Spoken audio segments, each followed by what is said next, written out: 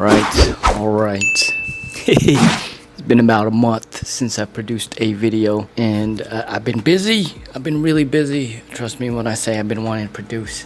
I do this a lot where I will go on a hiatus and not produce anything, and that's just because as an officer it takes a lot of my time to put into these videos, and on top of my job with my extra duties, I'm just non-stop doing things. And the fact that Christiane was here for the past 2 weeks, I had to put my full undivided attention to my wife. A lot has happened in the Air Force in the past month, or in the military in general, and I think we need to talk about it. Two of the most recent things that we should talk about today is actually the new Air Force PT standards, and also Pete Hegseth's meeting in Quantico, Virginia. And now you might be thinking, am I going to say anything stupid? Absolutely not. However, I still need to put a disclaimer up. Anyways, the first thing we need to talk about is the new PT standards. They went away with the old system of the new Air Force PT standards, which was practically push-ups, sit-ups, and a 1.5-mile run. The reason why we need to talk about this is because more than half the Air Force is complaining that we went from a 1.5-mile run to a 2-mile run. Another thing that has been added to the Air Force PT is waist circumference. So now that plays a part into getting points, and I believe it was like 10 points or something like that. I did see, however, they have retained the extra things like the shuttle runs.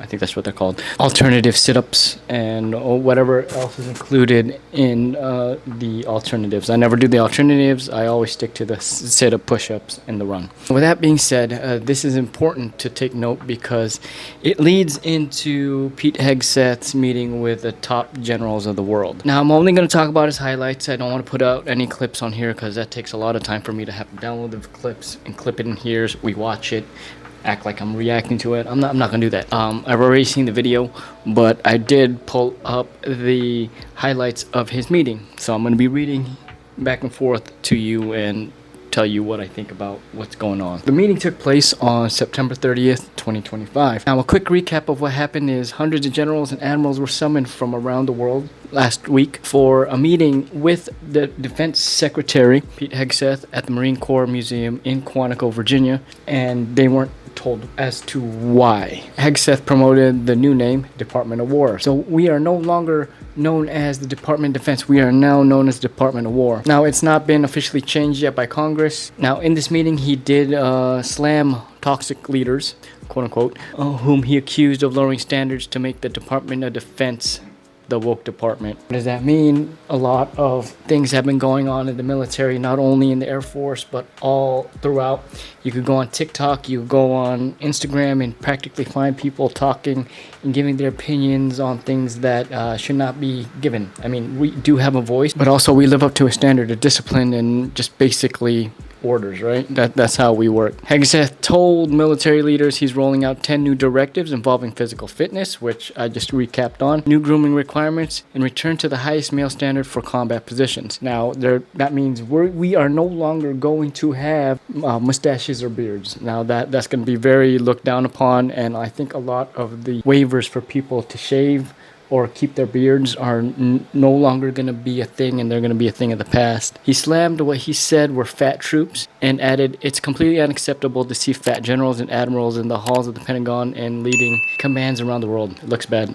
Can you imagine being inside that meeting and the moment he says that and you're just like, you might be one of those people. Here, President Trump also addressed the generals, saying, together we're reawakening the warrior spirit. That goes in to tie in a warrior ethos. His remarks were over an hour long and included discussions of the Nobel Peace Prize and peace negotiations between Israel and Hamas and his love for terrorists. President Trump said his administration is committing $1 trillion in 2026 to the military, and I believe they are increasing military spending. Neither Trump nor Hegseth addressed the looming government shutdown, which currently we are in a shutdown. Active duty troops will be required to report for duty, but their pay will be delayed until the shutdown is over. What do I think of everything going on in the military? This is my first administration change, and everything that I've seen in the past, especially with my father being in the Navy, is everything's temporary. You got the left and the right practically, trying to find a bipartisan deal to make things work, especially when it comes to funding and allocation. What does this mean for the military?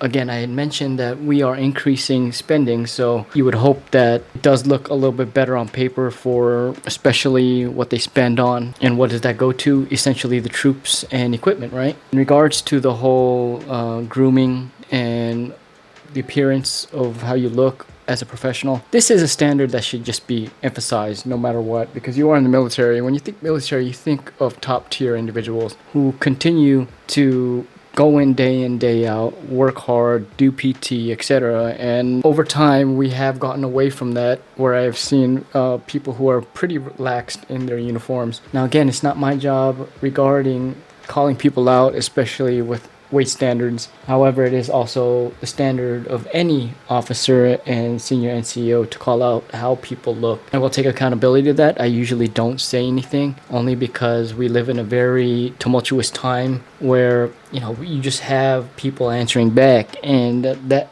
I do believe that line of respect and yes sir, yes ma'am is changed drastically. And what I believe what hegseth is trying to do here is bring that back. You see it all over the military. It doesn't have to be in the Air Force. It could be Navy, Marines, or whatnot, and just how people talk to each other. And it's pretty evident. And to draw a contrast, right? You see an officer who goes through OTS and then has to work with a bunch of enlisted. And for example, the officer is probably the same age as half these kids who are going in, right? And they're playing like their buddies, the cool or whatnot. There's a time and place for friendship, but there's also a time and place for discipline and understanding that the ranks are there for a reason. And let's say if a war does break out, an officer and enlisted are buddies and he has to give enlisted or said orders, it doesn't look good on the officer who played buddy with the enlisted, and now the enlisted is questioning, why am I getting tasked to do certain things?